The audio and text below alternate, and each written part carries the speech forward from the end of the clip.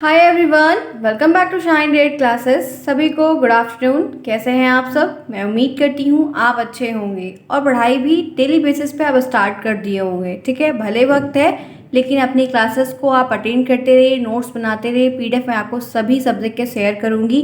मैं भी प्रॉपर तरीके से आपको हर एक टॉपिक क्लियर करवाऊंगी। ठीक है, जो चीज़ फर्स्ट सेमेस्टर में नहीं हो पाई थी वो सेकेंड सेमेस्टर में आपको देखने को नहीं मिलेगी।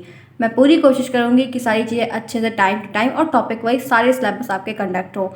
आज की यह क्लास यहाँ पे हमारी वर्तमान की है। मैंने आपको कल टाइम टेबल शेयर किया था जिसमें कहा था कि आपको पहली क्लास जो 12 बजे की है उसमें वर्तमान बताएंगे और दूसरी क्लास में आपको हिंदी बताएंगे। ठीक है, तो हमने वर्तमान की एक क्लास पहले कर ली है। आज हमारी वर्तमान की दूसरी क्लास है। आप शालिनी डियर क्लास के साथ बने हुए हैं। लाइक शेयर सब्सक्राइब बिल्कुल ना भूलें। जो भी लोग नए हैं उनका बहुत स्वागत है। चैनल को सब्सक्राइब करिए, वीडियो को लाइक करिए, दोस्तों में शेयर करिए।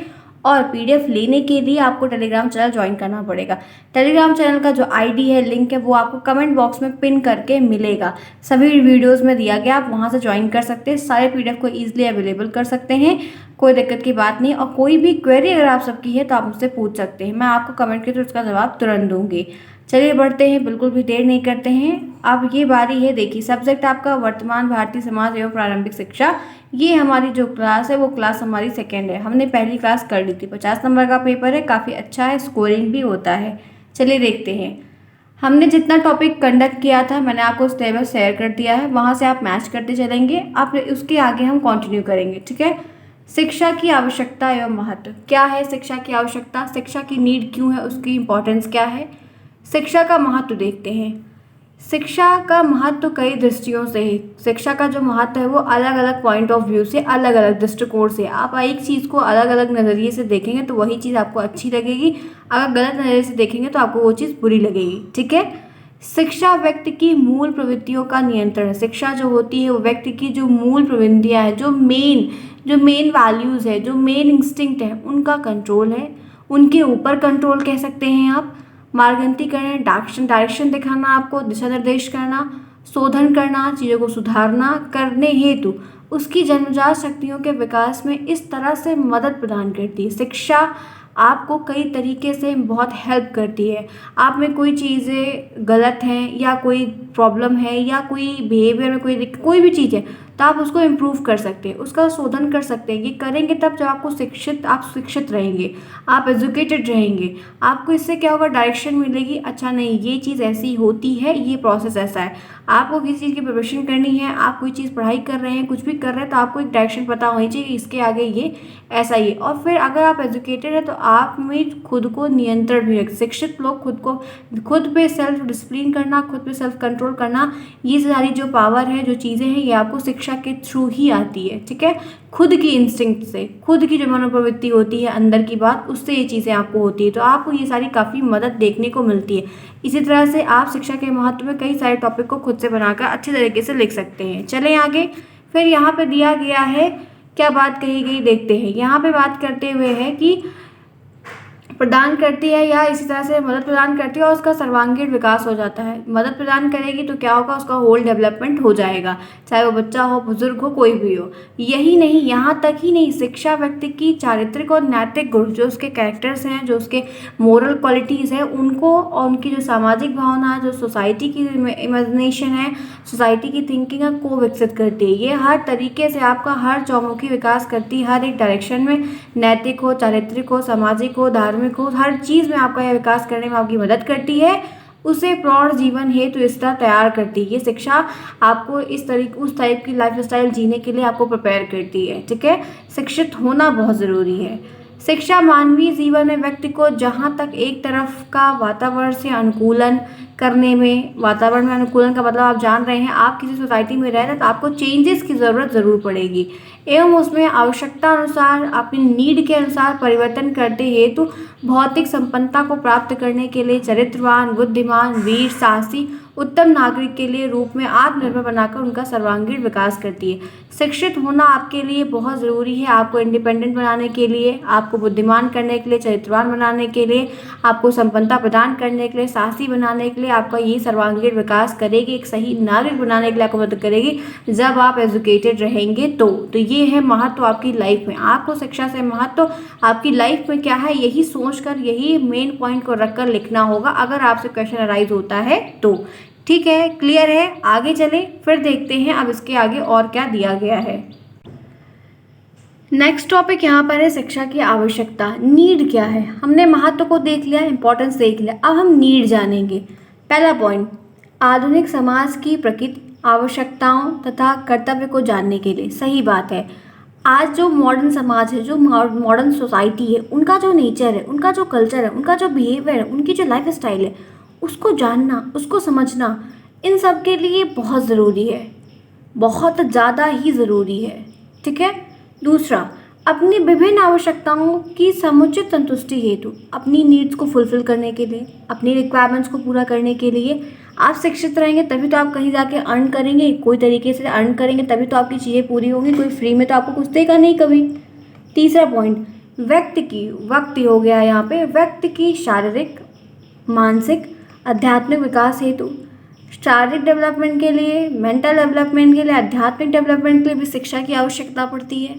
इनका अपना अलग अलग रोल है, अलग अलग डायरेक्शन में है, कोई दिक्कत। नेक्स्ट देखिए, अंतर्निहित शक्तियों के विकास हेतु, आपकी जो इंटरनल इंस्टिंक्ट है, आपकी जो अंदर की पावर है, जो आपकी अंदर की कुछ करने की मादा है, वो पावर आपके शिक्षित होने से ही डेवलप होती है। ठीक है। सपोज इसका एग्जांपल मैं देना चाहूँगी, आप अगर कोई बच्चा अगर हमेशा टॉप कर रहा है शुरू से, तो उसको एक आदत हो जाती है कि वो चीज़ मुझे करनी है। ये गलत नहीं है, ये गलत चीज़ नहीं है, वो मतलब प्रैक्टिस करता है, तो क्या उसकी मन की अंदर की इच्छा हो, उसने चीज़ किया, तो वही चीज़ है कि अंदर की जो शक्ति उनको विकसित करना। फिफ्थ देखिए, प्रत्येक प्राणी की अंतर्निहित शक्तियों को समझने के लिए हर एक प्राणी की जो इंटरनल, यहाँ पे जो अंतर्निहित शक्ति है, मतलब आप इतने शिक्षित हैं तो जैसे लोगों को भापना होता है ना, कि समझ में आता है हाव भाव से, उनके अटायर से, उनकी लाइफ स्टाइल से समझ में आता है कि बंदा कैसा है, वो बंदी कैसी है। तो ये सारी चीज़ें तभी आपको आएंगी, ज़रूरी नहीं है कि आप बस ऐसे ही बात करें हर इंसान तभी चीज़, नहीं, ऐसा नहीं, वो पता चल जाता, दिखता है। ठीक है। तो ये सारी चीज़ें कैसे आपको इस समाज में अगर आपको जीना है तो हर तरीके से आपको हर चीज़ की क्वालिटी होनी चाहिए। ठीक है। मानवीय गुणों का संचार ही होते हैं, हाँ बिल्कुल सही है, आपके ये कैरेक्टरिस्टिक्स का जो आपके गुण हैं, क्वालिटीज़ हैं, इनके संचार के लिए, बताने के लिए, जानने के लिए, सीखने के लिए, प्राचीन संस्कृति और सभ्यता को जानने के लिए, उनको बनाए रखने के लिए, राष्ट्रीय एकता, अंतर्राष्ट्रीय भावना के विकास के लिए बहुत ज़रूरी है। काफ़ी इंपॉर्टेंट पॉइंट है। आप देश के नागरिक हैं तो आपके अंदर राष्ट्रीयता होनी चाहिए ना, आपके अंदर यूनिटी होनी चाहिए ना। व्यक्ति के, यहाँ पे व्यक्ति फिर हो गया है, व्यक्ति में सहयोग, शेयर करने वाली जो एक चाहत है या एक हैबिट कह सकते हैं, प्रेम की, लव की, सहानुभूति, सिंपैथी की, करुणा की, ठीक है, बलिदान की, न्यायप्रियता की, समाज सेवा आदि की जो भावना के विकास के लिए बहुत ज़्यादा ही ज़रूरी है। अगर आप शिक्षित हैं तो आप यह सभी काम करेंगे, इन सभी में आपका हाथ आगे बढ़ना चाहिए। आगे चलें, कोई प्रॉब्लम, कोई दिक्कत? समझ में आया कि शिक्षा का क्या आवश्यकता, शिक्षा की क्या महत्व है, दोनों टॉपिक मैंने आपको क्लियर किए। अब आगे बढ़ते हैं, देखते हैं नेक्स्ट टॉपिक क्या है। देखिए, दूसरा टॉपिक आपके सामने है, शिक्षा के उद्देश्य, ऑब्जेक्टिव ऑफ एजुकेशन। शिक्षा का उद्देश्य क्या है, शिक्षा का टॉपिक चल रहा है, काफ़ी इंपॉर्टेंट है, ध्यान से सुनेंगे। शिक्षा के उद्देश्य की भूमिका क्या होती है, शिक्षा के उद्देश्य का वर्गीकरण क्या होता है, वर्तमान भारत में शिक्षा के उद्देश्य को प्रभावित करने वाले कारक क्या क्या होते हैं, हम इस टॉपिक में ये 3 सब टॉपिक्स क्लियर करेंगे। आगे बढ़े, कोई प्रॉब्लम नहीं होनी चाहिए, आपके सिलेबस में दिया गया है तो पॉइंट हमें कवर करना ही है। अब बात है, देखिए, शिक्षा के उद्देश्य की भूमिका, शिक्षा का उद्देश्य का क्या रोल है, देखते हैं। शिक्षा मनुष्य के भीतर अच्छे विचार का निर्माण करती है। क्या यह बात गलत है? कोई नहीं कह सकता है। जी हाँ, सही है कि शिक्षा जो होती है वो मनुष्य के अंदर अच्छे विचारों को, अच्छे थॉट्स को का फॉर्मेशन करती, निर्माण करती है। अगर वो शिक्षित हैं तो मनुष्य के जीवन का मार्ग प्रशस्त करती है। आगे का जो रास्ता है, किस रास्ते में जाना है, क्या चूज़ करना है, इन सब के लिए मार्ग को प्रशस्त करती है। बेहतर समाज के निर्माण में सुशिक्षित नागरिक की भूमिका का महत्वपूर्ण रोल अदा करती है। एक अच्छे समाज में रहने के लिए आप वेल एजुकेटेड एक सिटीजन हैं, इसकी भूमिका आपको अगर दिखानी है, रोल प्ले करती है। आप शिक्षित रहेंगे तभी ये चीज़ दूसरे को भी पता चलेगी कि हाँ ये बंदा ऐसा है, इसमें ये क्वालिटीज़ है। तो ये रही शिक्षा के उद्देश्य की भूमिका, जो आपको एक आम भाषा में लिख कर आनी, एकदम अपने मन के विचारों को लिख कर आना है। किताबी आंसर लिखने की कोई ज़रूरत किसी को नहीं है। आगे बढ़े, नेक्स्ट देखते हैं फिर क्या है। अब देखिए इस पे कुछ और बातें हैं, वो भी देख लेते हैं। शिक्षा का उद्देश्य एक ऐसा प्रेरक है या एक ऐसा प्रेरक होता है जो व्यक्ति को वांछित परिवर्तन की आदर्श स्थिति की ओर संकेत कर, जो आपकी सही डायरेक्शन में आपको मदद करता है, संकेत करता है। एक ऐसी स्थिति जिसमें सीमा में बाधा नहीं रखता, जिसमें कोई एक ऐसा डायरेक्शन दिखाएगा जिसमें कोई प्रॉब्लम नहीं आएगी, वो आपको सपोर्ट करेगा, मतलब आपको डायरेक्शन दिखाएगा एक तरीके से कि आपको ये करना है, इसके बाद ये करना है। ठीक है, ये रहा उसका उद्देश्य की भूमिका। अब आगे बढ़ते हैं, नेक्स्ट देखते हैं। अब यहाँ पे है शिक्षा के उद्देश्य का वर्गीकरण, classification of objective of education. क्या क्लासिफिकेशन है, चलिए देखते हैं। शिक्षा के उद्देश्य का वर्गीकरण निम्न प्रकार से अलग अलग तरीके से किया जाता है। अब यह क्लासिफिकेशन किसके बेस पर डिवाइड किया गया यह जानते हैं। देखिए आपके सामने यहाँ पे 4 पॉइंट दिया गया है। क्लासिफिकेशन की बात की गई है, एक सामान्य उद्देश्य जनरल वे में, एक सामाजिक उद्देश्य समाज के रूप में, एक स्पेशल उद्देश्य और एक इंडिविजुअल उद्देश्य। 4 चीज़ें हैं। चलिए आइए अब बात करते हैं सामान्य उद्देश्य की। एक सामान्य उद्देश्य क्या है, एक जनरल ऑब्जेक्टिव क्या है। शिक्षा मनुष्य के भीतर अच्छे विचार का निर्माण करती है, सही बात है। शिक्षा मनुष्य के भीतर अच्छे विचार का निर्माण करती है, मनुष्य के जीवन का मार्ग प्रशस्त करती है, बेहतर समाज के निर्माण को सुशिक्षित नागरिक की भूमिका को निभाने में आपकी मदद करती है, इंसान की सोचने की शक्ति को बढ़ाती है, इसलिए वे सभी प्राणियों में श्रेष्ठ है, सभी चीज़ों में वो सबसे ज़्यादा बड़ी है। लेकिन अशिक्षित मनुष्य की सोच पशु के समान होती है, लेकिन जो लोग इलिटरेट है उनका जो सोच है वो एक पशु के समान होता है। ठीक है, आपसे यहाँ पे एक जनरल बात में कही गई है कि शिक्षा का जो एक सामान्य सा उद्देश्य है, अगर आप शिक्षित हैं, शिक्षा यही काम करती ही है कि आपको डायरेक्शन दिखाएगी, आपको मोटिवेट करेगी, आपको सही रास्ता दिखाएगी, आपको क्या करना है, क्या नहीं करना है, क्या उचित है, क्या नहीं उचित है। आपको पूरे डेवलपमेंट में अगर आपका यह विकास कोई भी अगर मदद करता है तो वो है शिक्षा। ये है सामान्य उद्देश्य। सामान्य उद्देश्य की बात यहाँ पर इसलिए है क्योंकि ये सबके लिए सामान्य है, ये कोई नहीं ज़रूरी है कि किसी एक बंदे के लिए, सभी के लिए ही इक्वल है। ठीक है, अब आगे चलते हैं, देखते हैं और क्या पॉइंट मैंने चूज़ किया है। कुछ चीज़ें इंपॉर्टेंट है वो देखिएगा। सामान्य उद्देश्य में समाज को प्राथमिकता दी जाती है, ये क्योंकि हम एक समाज में रहते हैं, हम समाज के नागरिक हैं। तो शिक्षित का जो एक मेन इंपॉर्टेंट रोल है, या कहते हैं कि हम कोई चीज़ सीख रहे हैं तो कहाँ पे उसको आजमा रहे हैं, तो वो मेन प्राथमिकता जो है, मेन जगह जो है वो होती है समाज। ठीक है, अब और भी बातें इसके अंतर्गत की गई है, ये देखते हैं। शारीरिक विकास का उद्देश्य, मानसिक विकास का उद्देश्य इसके अंतर्गत आएगा, या सामाजिक विकास का भी आएगा, नैतिक और चारित्रिक विकास का भी उद्देश्य इसके अंतर्गत रहेगा। हमारा ये सारा भी विकास एक जनरल वे में होता चलेगा। आगे चलें, अब एक एक चीज़ और देखते हैं। अब देखिए यहाँ पे फिर कुछ पॉइंट और है। व्यावसायिक शिक्षा का उद्देश्य व्यावसायिक विकास में आपको मदद करेगा, कैसा व्यवसाय चूज़ करना है। राष्ट्र की आवश्यकता और उनकी जो आकांक्षाएं हैं उनको मदद करने में आपकी हेल्प करेगा, उनके प्रति आपके मन में जिज्ञासा रहेगी, या उनके प्रति आपके आदर्श रहेंगे। पूरी जीवन की जो तैयारी रहेगी उसको भी मेंटेन करेगा। आत्मानुभूति का उद्देश्य आपके अंदर डेवलप करेगा, क्या चीज़ सीखनी है, क्या नहीं सीखनी, क्या करना है, कैसे करना, ये सारी चीज़ें आपको सिखाने में, सीखने में पूरी तरीके से मदद करेगी। ठीक है, आगे चलें। अब यहाँ पे दूसरा है, अभी हमने सामान्य उद्देश्य को क्लियर करके देख लिया। अब दूसरा यहाँ पे है शिक्षा के विशिष्ट उद्देश्य। स्पेशल चीज़ें क्या है यह जानते हैं। शिक्षा के विशिष्ट उद्देश्य को असामान्य उद्देश्य भी कह सकते हैं। ठीक है, एक असामान्य उद्देश्य भी कह, मतलब वो सामान्य नहीं है, सभी के लिए इक्वल नहीं है, या जो है एक जनरल वे में नहीं है। ठीक है, इसका क्षेत्र और प्रकृति सीमित होता है, इसका जो एरिया है, जो एक बॉर्डर है वो लिमिटेड है, इसका जो नेचर है वो लिमिटेड है। किसी विशेष परिस्थिति और विशेष कारण को ध्यान में रखते हुए इसका निर्माण किया गया, किसी विशेष चीज़ को सोचते हुए, किसी विशेष कारण के बस इसको डेवलप किया गया, इसको बनाया गया है कि कहाँ पे हम स्पेशल चीज़ में इस तरह का इस्तेमाल कर सकते हैं। अब यहाँ पे जो आपको बात बताई गई थी, ये यहाँ पे ये टॉपिक में जो आपको विशिष्ट उद्देश्य की बात की गई, यहाँ पे यही इतना है कि अगर आप शिक्षित हैं, हर एक फील्ड स्ट्रीम अलग अलग है, कि कोई बच्चा कुछ पढ़ता है, कोई बच्चा कुछ पढ़ता है, वो जो चीज़ पढ़ रहा है वो वहाँ इस्तेमाल करेगा, दूसरा जो जहाँ पढ़ रहा है, वो कोई मैथ बैकग्राउंड से, कोई साइंस बैकग्राउंड से, वो अलग अलग चीज़ें। लेकिन क्या हुआ, उसका जो साइंस है, उसका जो बायो पढ़ना है वो एक स्पेशल है, और मैथ वाले का मैथ पढ़ना एक स्पेशल है। वो मैथ वाला अपनी जगह इस्तेमाल करेगा, साइंस वाला अपनी जगह इस्तेमाल करेगा। तो वही विशिष्ट उद्देश्य है कि शिक्षा के उद्देश्य भी अलग अलग हैं, अलग अलग जगह पे, किसी कारणवश, किसी सिचुएशन बस, किसी कारण वो अलग अलग जगह पे उसको इसीलिए बनाया गया है कि वहाँ पे उसको इस्तेमाल किया जाए। यही है विशिष्ट उद्देश्य। ठीक है, आगे चले, नो प्रॉब्लम, नेक्स्ट देखते हैं। अब आज बात आती है प्राकृतिक उद्देश्य की। इंडिविजुअल ऑब्जेक्टिव क्या है यह समझते हैं।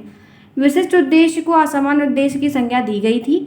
इन उद्देश्य का क्षेत्र प्रकृति जो है वो सीमित होता है। यहाँ पे जो बात कही गई है कि एक प्राकृतिक उद्देश्य के लिए यहाँ पे इस दृष्टि से यह उद्देश्य लचीले हो जाते हैं, अनुकूलन योग्य तथा परिवर्तनशील होते हैं। दूसरे शब्दों में ये बात कह सकते हैं कि विशिष्ट उद्देश्य देश काल और परिस्थिति के अनुसार बदलते रहते हैं, लेकिन जो इंडिविजुअल होता है वो चेंज नहीं होता है। प्राकृतिक उद्देश्य जो होता है वो कभी चेंज, आपका प्राकृतिक उद्देश्य क्या है कि आपको प्राइमरी में टीचिंग करनी है, ठीक है, तो आप उसी डायरेक्शन में लगे, वो हर पल, हर 2 घंटे, हर 4 घंटे में नहीं बदलेगा। लेकिन स्पेशल चीज़ें क्या होती है, वो कभी कभी चेंज हो जाती हैं। तो सिर्फ आपको मोटे मोटे तौर पर कुछ चीज़ों को समझते हुए चलना है कि आपसे क्या बात कही जा रही है। ठीक है, अब बात आती है सामाजिक उद्देश्य। समाज में क्या रोल है ये समझना है। समाजवादियों के अनुसार व्यक्ति की अपेक्षा समाज बड़ा होता है। ठीक है, अतः वे सामाजिक उद्देश्य पर विशेष बल देते, बहुत ज़्यादा ही फोकस करते हैं, समझते हुए चलते हैं।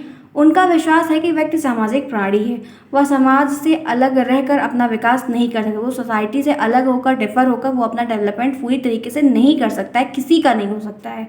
अतः उनके अनुसार व्यक्ति को अपनी व्यक्तिगत विकास का समाज की आवश्यकताओं और आदर्श को ध्यान में रखते हुए करना चाहिए। आपको कोई चीज़ करनी है या कोई चीज़ आप सीख रहे हैं तो आपको अपनी सोसाइटी को ध्यान में रखते हुए उनके मोरल्स को, उनकी वैल्यूज़ को हमेशा फाइंड करते हुए चलना चाहिए। तो ये चीज़ें समाज के उद्देश्य से आ गई कि आप शिक्षित हो रहे हैं या कोई चीज़ सीख रहे हैं तो समाज में उसका क्या लाभ आपको देखने को मिलेगा। ठीक है, क्लियर है। ये आपके कुछ और फैक्टर है, नया टॉपिक था, मैंने आपको यहाँ पे ऊपर जितने भी उद्देश्य थे वो क्लियर कर दिए। अब बारी है, देखते हैं शिक्षा के उद्देश्य को प्रभावित करने वाले कारक क्या क्या फैक्टर हैं जो इसको अफेक्ट करते हैं।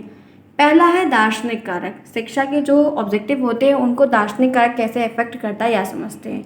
कोई प्रॉब्लम नहीं होनी चाहिए, किसी को कोई भी प्रॉब्लम हो तो मुझसे पूछ सकता है। देखिए, ये वर्तमान का जो टॉपिक है, जो चीज़ें इंपॉर्टेंट आएंगी वो मैं आपको इंडिकेट करूँगी कि ये चीज़ें इंपॉर्टेंट सिलेबस में दिया गया, इसलिए हम एक हर टॉपिक को कवर करते हुए चलेंगे। अब इसमें से क्या पूछा जाएगा क्या नहीं पूछा जाएगा, अब इसमें बहुत समय है। अभी फिलहाल आप पढ़ते चलिए, सुनते चलिए ध्यान से बातों को, आप अपने तरीके से अच्छा आंसर राइट करके आएंगे। यही सेम आंसर लिखने की किसी को ज़रूरत नहीं बस, लेकिन ये है, किसी को सेम आंसर लिखने की ज़रूरत नहीं, लेकिन ये है कि आपको सुनना पड़ेगा। ठीक है, अब देखिए, अब यहाँ पे एक बात कही गई है दार्शनिक काल के। विभिन्न काल में समाज का उद्देश्य, शिक्षा के उद्देश्य को विभिन्न दार्शनिक सिद्धांत प्रभावित करते हैं। सही बात है, अलग अलग दार्शनिक सिद्धांत या प्रिंसिपल है जो उसको अफेक्ट करते हैं, जिसके कारण शिक्षा के उद्देश्य निरंतर, जिसके कारण क्या होता है, जो शिक्षा का उद्देश्य है वो कॉन्टिन्यूअस फॉर्म में चेंज होता है, बदलता रहता है, तथा शिक्षा के उद्देश्य को आवश्यकता के अनुसार परिवर्तित किया जाता है। आप जैसे जैसे नीड पड़ेगी फिर उसी के हिसाब से आप जो शिक्षा का उद्देश्य है उसको आप चेंज कर देंगे, उसमें परिवर्तन ला देते हैं। ये बात आपके दार्शनिक फैक्टर में आई, क्योंकि दार्शनिक सिद्धांत अलग अलग हैं जो प्रभावित करते हैं शिक्षा के उद्देश्य को। ठीक है, आगे चले। फिर है समाजशास्त्री या सामाजिक कारक क्या होते हैं। किसी भी समाज की जैसी सामाजिक व्यवस्था होती है, जैसे जैसे उनका समाज का अरेंजमेंट है या उनका जो लेवल है, स्तर है, स्टेज है, उससे शिक्षा के उद्देश्य प्रभावित होते हैं। अतः उनकी जीवन शैली भी, उनकी जो लाइफ स्टाइल, उनका जो आचरण है, जो उनका आदर्श मानी गई, उस पर भी एक फ़र्क पड़ता है और शिक्षा के प्रमुख उद्देश्य उनके जैसे बनना रह जाता है। फिर क्या होता है कि अगर समाज में ये चीज़ें हैं तो आपको भी लगता है कि वो चीज़ है तो मुझे भी चीज़ करनी है, चाहनी किसी भी तरीके से, चाहे वो गलत काम हो सही काम हो। तो ये सारे कारक भी आपको पॉजिटिव वे में मिलेंगे और निगेटिव वे में भी मिलेंगे। ठीक है, तो आप एक जगह पढ़ेंगे दोनों तरीके से, पॉजिटिव वे में और नेगेटिव वे में, दोनों बात अपनी तरीके से बनाकर लिख सकते हैं। आगे चलें, कोई दिक्कत नहीं होनी चाहिए। नेक्स्ट, आर्थिक कारक क्या है, कैसे आपको आर्थिक प्रभाव पड़ता है। मानव जीवन में धन संपत्ति का बहुत ही अधिक महत्व है, इस बात सभी जानते हैं। अतः शिक्षा के उद्देश्य को निर्धारित करने में आर्थिक कारक महत्वपूर्ण भूमिका, शिक्षा के जो उद्देश्य हैं उसको निर्धारित करने के लिए इनकी जो एक भूमिका है वो बहुत ज़्यादा ही इंपॉर्टेंट होती है, बहुत ज़्यादा ही एक इंपॉर्टेंट रोल को प्ले करते हैं। ये बात आप समझ सकते हैं, अपने तरीके से अच्छा आंसर राइट कर सकते हैं। ठीक है, आगे चलें। मैंने आपको फैक्टर बताने की ज़रूरत समझी है कि मैं आपको फैक्टर बता दूं, फिर आप अपने तरीके से कर सकते हैं। राजनीतिक कारण, पॉलिटिकल का क्या कारण है, समाज के विकास में राजनीति का दृष्टिकोण बहुत ज़्यादा ही बड़ा फैलता जा रहा है। किसी भी देश या समाज या विकास में उस देश का शासन करने वाले लोगों की राजनीतिक विचारधारा स्पष्ट प्रभाव दिखाए। ये जो कारक है कि कैसा समाज चल रहा है, कैसे देश चल रहा है, वहाँ के लोगों से, समाज से तो एक देश बन रहा है, तो कैसी सोच है, क्या कारण है, क्या रीज़न है, कैसे ये क्यों हो रहा है, ऐसा क्यों हो रहा है, वो पक्ष में विपक्ष में, तो ये सब भी बहुत एक ऐसे फैक्टर में आ जाएंगे जो एक इफेक्ट के रूप में बहुत ज़्यादा ही प्रभावित करेंगे। ठीक है, आगे चलिए नेक्स्ट देखिए, नैतिक कारक, मोरल कारक क्या है। शिक्षा के उद्देश्य के निर्धारण में नैतिक कारक की भी रोल बहुत ज़्यादा है। क्यों ज़्यादा है? क्योंकि व्यक्ति और समाज दोनों का जो एक वास्तविक और स्थायी कल्याण है वो उत्तम नैतिक चरित्र से ही संभव होता है। अगर आपकी सोच अच्छी है तो आप यहाँ रहे या कहीं भी रहे, समाज में रहे, घर में रहे, किसी भी जगह रहे, तो आपकी वो सोच आपको हर जगह एक नया रूप, एक नई पहचान, एक अलग की जो है डेवलपमेंट देगी। बालक का नैतिक विकास करने के लिए उनकी दानवीय प्रवृत्ति का दमन करना अति आवश्यक है। जो बालक में नैतिक विकास का होता है, विकास करने के लिए जो उनकी दानवी, जो उनका राक्षसपन का वाला एक गुण है, उसको मिटाना, उसको ख़त्म करना बहुत ज़रूरी है बच्चों के अंतर्गत। इसीलिए ये चीज़ें शुरू से सिखाई जाती है, शुरू से समझाई जाती है, शुरू से बताई जाती है, शुरू से बच्चों पर कंट्रोल किया जाता है। ठीक है, कोई प्रॉब्लम नहीं होनी चाहिए। ठीक है, कोई प्रॉब्लम नहीं होनी चाहिए। Next, thanks for watching. आज की यह क्लास यहीं तक। हमने आज क्या क्या पढ़ा है पहले हम एक बार वो भी देख लेते हैं। ठीक है, ये देखिए हमने क्या पढ़ा, हम स्टार्टिंग से देखेंगे। पहले आपको सारी चीज़ें रिकॉल करवा देती हूँ ताकि आपको समझने में ज़्यादा आसानी हो। आज की इस क्लास में हमने यहाँ पे शिक्षा की क्या आवश्यकता है और शिक्षा का क्या महत्व है उसको पूरा डिस्क्रिप्टिव वे में पूरा अच्छे से डिफाइन किया। मैंने आपको बताया कि ये चीज़ें ऐसी ऐसी हैं और आपके कंटेंट को तैयार किया जिससे आप नोट्स भी अच्छे से बना सकते। शिक्षा का महत्व हो गया, फिर हमने आवश्यकता भी पढ़ ली, पॉइंट वाइज क्या क्या नीड होती, कहाँ पे नीड होती है। फिर हमने शिक्षा के उद्देश्य को देखा, उद्देश्य में हमने शिक्षा के उद्देश्य की भूमिका देखी, वर्गीकरण देखा और वर्तमान जो शिक्षा को उद्देश्य को प्रभावित करने वाले जो कारक हैं उनके बारे में फिर डिटेल में पढ़ा। यही आज की हमारी क्लास थी। हमने एक एक टॉपिक को पूरा कवर किया। सारे टॉपिक्स जितने भी मैंने आज के टॉपिक लिए हुए थे वो सारे मैंने आपको कवर अप करवाए। मुझे उम्मीद है कि आज की यह क्लास आपके लिए हेल्पफुल रही होगी, आपको समझ में आया होगा, आपकी मदद मिली होगी। अगर अच्छा लगा है तो प्लीज़ चैनल को सब्सक्राइब करिए, वीडियो को लाइक करिए, दोस्तों में शेयर करिए। हम नेक्स्ट क्लास में शाम को 7 बजे हिंदी का सब्जेक्ट लेकर मिलेंगे। सभी लोग आइएगा, ज्वाइन करिएगा क्लास को अटेंड करिएगा। तब तक के लिए take care and thanks for watching.